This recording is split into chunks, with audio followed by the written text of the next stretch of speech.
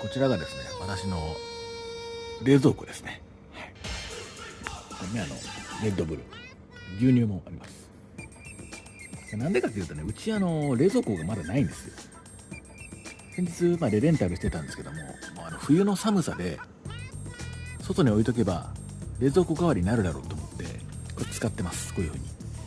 だから春先までには買わなきゃいけないんですよね。冷蔵庫。今はもうこれで全然いけますから。皆さんもお試しください。田舎で柿を干すみたいなシステムだよね。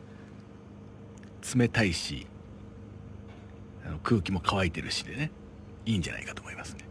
どうぞ。